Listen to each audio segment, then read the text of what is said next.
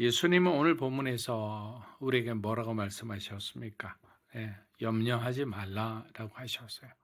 그냥 부탁하고 권면하는 수준이 아니라 명령하는 수준이에요.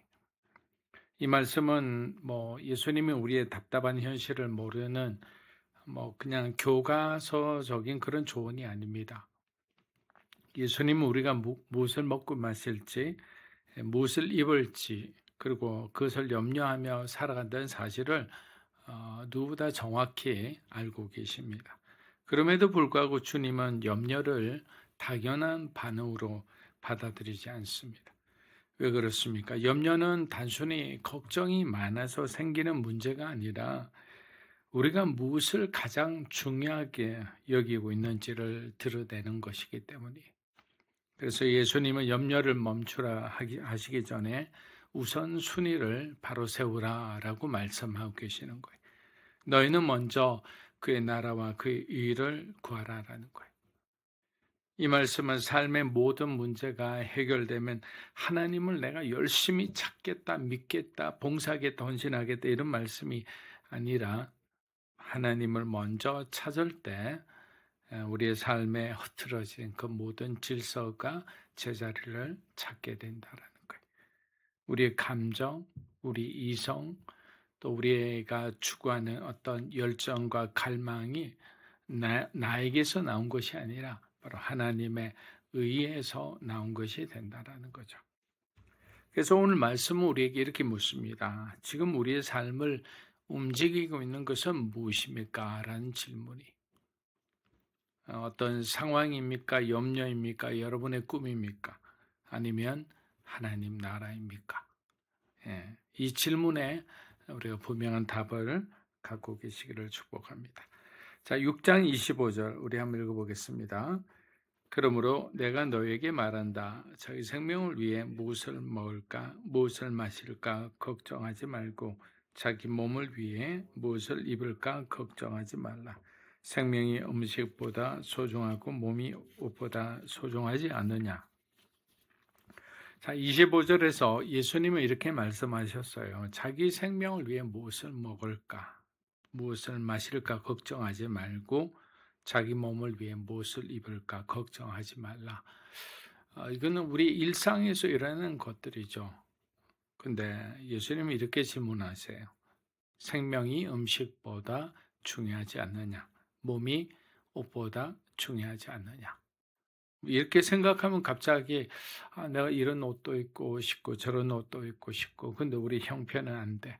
근데 내가 억지로 무리해서라도 카드라도 해서 구입을 했을 때 그 순간은 좋지만 그 다음 달 또 이렇게 청구서 비리 도착하면 그거 보면서 우리는 또 염려하게 되는 거예요. 왜? 우리가 무리했기 때문에. 사랑하는 여러분, 이 질문은 단순한 수사가 아니라 예수님은 우리에게 가치 판단을 요구하고 계시는 거예요. 무엇이 더 중요한지, 무엇이 더 본질인지, 또 무엇이 부차적인 건지를 너의 삶에서 기도와 말씀 가운데, 그 성령의 임재 가운데서 너희가 분명히 그것을 분별할 수 있고 결단할 수 있어야 된다는 거예요. 그렇지 않으면 어떻게 되느냐? 계속 우리는 세상의 풍조에 따라 휩쓸려 가는 한 사람이 되는 거예요. 믿음의 사람은 온데간데 없고 그냥 세상 사람인지 그리스도인지 분간이 안 되는 그런 사람만 존재할 뿐이죠. 문제는 우리가 이 질문에 입으로는 쉽게 대답하는 데 있습니다. 저도 그럴 때가 있어요. 물론 생명이 더 소중합니다. 몸이 옷보다 더 소중합니다. 하지만 또 마음속에는 내가 갖고 싶은 것, 내가 하고 싶은 것에 몰두하기도 합니다. 주님의 사역인데도 하나님이 원하시는 사역은 예를 들면 선교지에 가서 어떤 일을 하기를 원하는데 내가 원하는 것은 집회에 가서 많은 사람 앞에서 멋진 설교를 하고 뜨거운 기도를 인도하는 거예요. 그럼 틀리는 거예요. 하나님의 어떤 뜻과 나의 욕망은 벌써부터 갈라지는 거죠. 그러나 우리의 삶은 종종 그 대답과 이렇게 다른 방향으로 흘러갈 때 우리는 본질에 대한 고민을 하게 됩니다. 왜냐하면 생명에 대해 말하면서 실제로 막 음식과 안정에 매달리고 몸을 말하지만 자꾸만 다른 것에 우리가 더 민감하게 되기 때문이. 다시 말해 우리의 삶은 신앙의 가치가 아니라 세상의 가치 속에 함몰되어 있다. 이런 사람들도 있다. 또 우리도 그렇게 될 수 있다라는 거죠. 그래서 염려가 생기는 겁니다. 염려는 환경이 나빠서 생기는 것이 아니에요. 뭐 여러분들도 다 들어보셨겠지만 가장 행복하다는 행복 지수, 뭐 그것을 어떻게 믿어야 될지 모르겠지만 어쨌든 공식 기관에서 했을 때 뭐 방글라데시라든지 아니면 아프리카의 어떤 나라라든지 우리가 보기에는 행복할 수 없는 나라잖아요. 가난하고 불편한 것이 많은 나라예요. 근데 자기들은 행복해. 왜? 어떤 소유에 대한 것이 목적이 아니기 때문에. 그래서 가족 공동체를 이루고 진짜 콩 한 쪽이라도 나눠 먹으면서 서로를 아끼고 사랑해주고 위해주는 그 마음들이 행복이라는 어떤 단어가 나온 것 같아요. 근데 우린 잘 살잖아요. 근데 행복하십니까? 하면 말을 잘 안 하죠. 왜? 너무나 이 세상의 가치에 함몰되어서 끼워진 가정들이 많기 때문에. 성경은 이미 이 질문을 여러 번 던져왔습니다. 하나님은 아브라함에게 물으셨죠. 나를 위해 너의 소중한 아들 이삭을 제물로 바쳐라. 하나님은 우선순위를 본 거예요. 아브라함의 믿음을 보신 거예요. 아브라함은 이삭보다 하나님을 선택했고 그래서 이삭이 다시 살아난 거예요.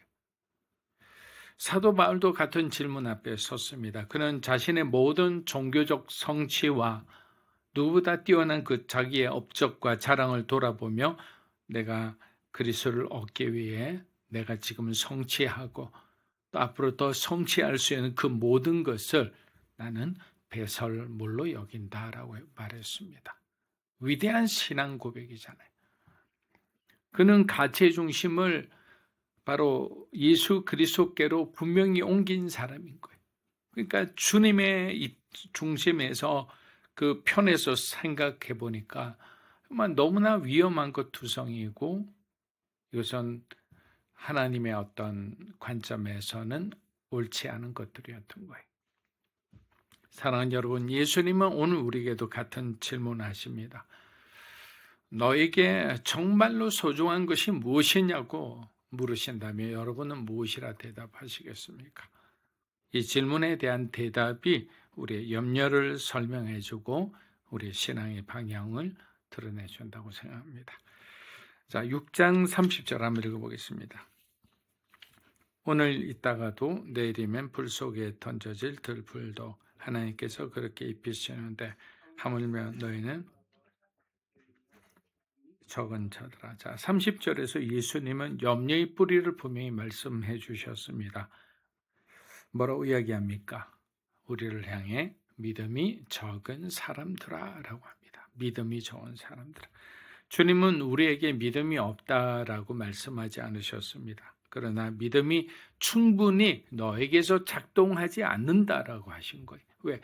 믿음이 작용하려면 자동차라는 뭐 아무리 좋은 고가의 자동차라 해도 기름이 없으면 돌아가지는 않잖아요. 여기서 마찬가지예요. 믿음이 없으면 우리가 아무리 우리 마음은 갈망하지만 하나님 앞에 헌신도 희생도 어떠한 것도 가능하지 않아요. 그래서 믿음이 약할 때는 결국에는 어떻게 됩니까? 고백은 있지만 삶의 현장에서는 저 멀리 뒤로 쳐져 있을 수밖에 없는 거예요. 그러면 어떻게 됩니까? 또 염려하는 거예요. 하나님은 오늘 있다가도 내일이면 사라질 들풀도 입히십니다. 그렇다면 하물며 하나님의 자녀인 우리는 어떻게 하시겠습니까? 더 애지중지하시겠죠. 더 끝까지 사랑하시겠죠. 근데 그 사실을 성경을 우리가 읽고 묵상할 때는 감동을 받고 하나님은 그렇게 우리를 끝까지 사랑하시는 하나님이시죠 라고 해놓고 문제가 닥치고 환경이 어려워지고 내가 정말 인생의 최대 위기를 겪게 되면 갑자기 염려가 먼저 찾아오는 것은 정말 우리가 말로 설명할 수 없는 그런 어떤 신앙의 모순이라 할까요? 그런 일들이죠. 그래서 염려는 하나님을 전혀 믿지 않아서가 아니라 하나님을 제한적으로 신뢰할 때 생기는 그런 어떤 염려라는 것이죠. 그래서 믿음이 적다는 말은 하나님이 작다는 말이 아니라 하나님을 의지하는 범위가 아직 우리의 삶 가운데 충분하지 않는다. 그래서 여러분들이 오늘 설교 이후에도 어떤 염려가 생긴다면 여러분의 삶의 우선순위를 한번 돌아보고, 그리고 내가 정말 하나님께 온전히 내 믿음을 들여서 내 인생을 들여서 내가 섬기고 있는지를 우리가 돌아보면 좋을 것 같습니다. 자, 마지막 구절 33절 한번 읽어보겠습니다. 오직 너희는 먼저 그 나라와 그 의를 구하라. 그러면 이 모든 것도 너희에게 더해 주실 것이다. 사랑하는 여러분, 이 한 절 안에 오늘 주제의 모든 것이 들어있죠. 염려의 뿌리도 믿음의 문제도 그리고 삶의 방향도 모두 이 말씀 안에 수렴되는 거예요. 예수님은 먼저라고 말씀하십니다.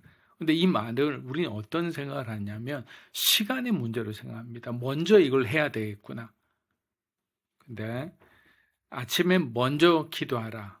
가장 먼저 일어나야 된다. 이런 정도의 말씀이 아니라 우선순위 문제라고 말씀드렸습니다. 무엇이 내 삶을, 내 마음을 가장 먼저 움직이고 있느냐에 대한 질문인 거예요. 내 마음이 가는 곳에 결국에는 하나님이 계시든 세상이 있든 둘 중에 하나잖아요. 그것을 보라는 거죠. 예수님이 먹는 것, 마시는 것, 입는 것을 구하지 말라고 하지 않으셨어요. 그것들이 필요 없다고 말씀하지도 않으셨습니다. 다만 그것들이 첫 자리에 서서는 안 된다는 거예요. 그 자리는 오직 하나님 나라와 하나님의 의가 차지해야 되는데 우린 자꾸만 그 자리를 나의 욕심으로, 내가 좋아하는 어떤 세상으로, 때로는 내 자녀로 그것을 채워놓으니까 뭐 염려할 수밖에 없고, 또 하나님의 그 은혜와 그 사랑이 잘 느껴지지 않는 거예요. 왜? 내가 다른 것을 사랑하고 있는데.